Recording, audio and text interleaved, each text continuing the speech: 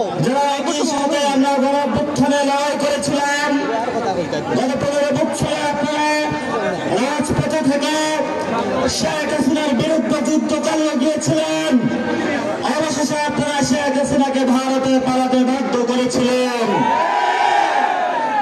কিন্তু যখন আন্দোলন শুরু হয়েছিল, এই আন্দোলন শুরু হওয়ার সময় আমাদের একটি বড় দাবি ছিল, বর্তমান বাংলাদেশে 50% কাছাকাছি যে তরুণ প্রজন্ম রয়েছে, মা বাবার টাকা খরচা করে ইউনিভার্সিটি কলেজে পড়াশোনা করে যখন বাংলাদেশে একটি চাকরির জন্য দাঁড়াদাঁড়ি ঘোরাফেরা করছিল, সেই সময় খুনি হাসিনার বাহিনী বৈষম্য করে শেখ ফ্যামিলির যারা রয়েছে আওয়ামী লীগকে নিয়োগ দেওয়ার ব্যবস্থা করেছিল।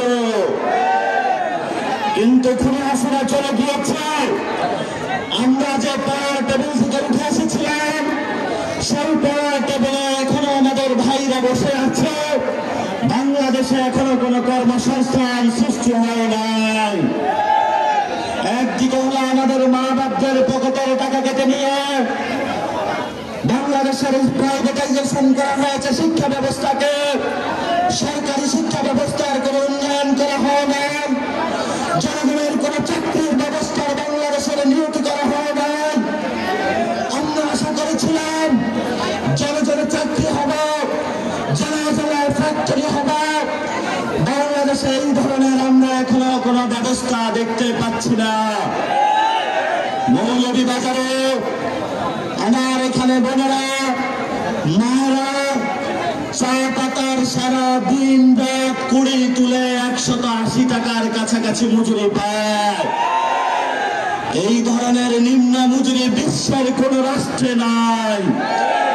কিন্তু মৌলভীবাজারের মানুষ, আপনাদের চায়ের বাগান, আপনাদের মাটি, কিন্তু টাকা যাচ্ছে বেনিয়াদের কাছে।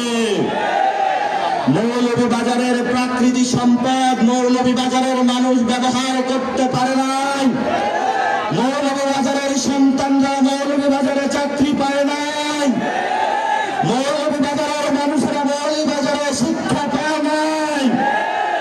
আমরা পাহাড়ে পুঞ্জিতে গিয়েছিলাম, এখানে বিভিন্ন জাতিগোষ্ঠীর মানুষ রয়েছে, তাদের সাথে কথা হয়েছিল। সেখানে কোনো শিক্ষা ব্যবস্থা নাই, স্বাস্থ্য ব্যবস্থা নাই। আর এখানে যারা প্রশাসনে রয়েছেন, তারা ব্রিটিশ আমলের যারা লাট সাহেব, তাদের মতো জনগণের সাথে ব্যবহার করে।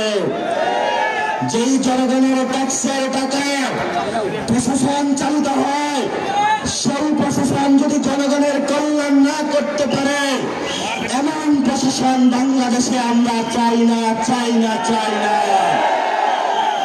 মৌলভীবাজারবাসী, কথা শেষ করব। চাকরির দাবিতে তরুণ প্রজন্ম মাঠে নেমেছিল।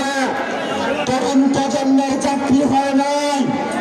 উপদেষ্টাদের বাড়ি হয়েছে, উপদেষ্টাদের সবকিছু হয়েছে, মহিলাদের সবকিছু হয়েছে, ব্যবসা বাণিজ্য দখল হয়েছে, কিন্তু আমার যারা চাকরি নেই বাংলাদেশে তাদের কোনো ব্যবস্থা হয় না।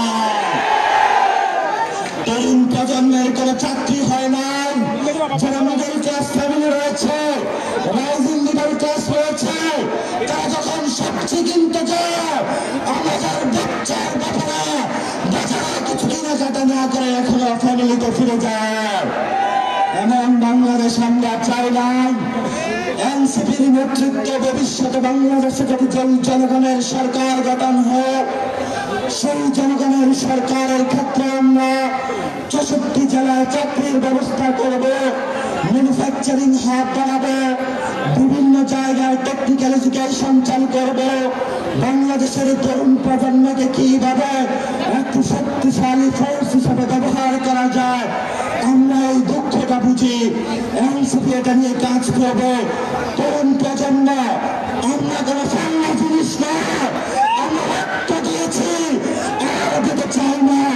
এখন আমরা চাকরি চাই। মৌলভীবাজারবাসী, চাকরির দাবিতে, সংস্কার দাবিতে, নতুন সংবিধানের দাবিতে, শেখ হাসিনার বিচারের দাবিতে একই সুন্দর বাংলাদেশের দাবিতে আমরা 64 জেলা যাচ্ছি। 3 আগস্ট, আগামী আগস্ট মাসের 3 তারিখে আমরা সবাই ঢাকায় একত্রিত হব। আমাদের শহীদদের নিরাপত্তার জন্য, সংস্কারের জন্য, বিচারের জন্য আমাদের একটা লিখিত দলিল প্রয়োজন। আমাদের জুলাই ঘোষণাপত্র প্রয়োজন। সরকার জনগণকে বলেছিল জুলাই ঘোষণাপত্র হবে, আমরা বিশ্বাস করেছিলাম। আবার যখন আমরা আন্দোলন করেছিলাম, আবার আমাদেরকে বলল এক মাসে জুলাই ঘোষণাপত্র হবে। আমরা সরকারের কথা বিশ্বাস করতে চাই না। জনগণের ঘোষণাপত্র রাজপথে এখন জনগণের দেবে ইনশাআল্লাহ।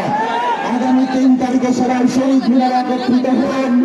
বাংলাদেশের লিখিত দলিল, আপনাদের মৃত্যুর দলিল আপনারা নিজেরাই তৈরি করুন।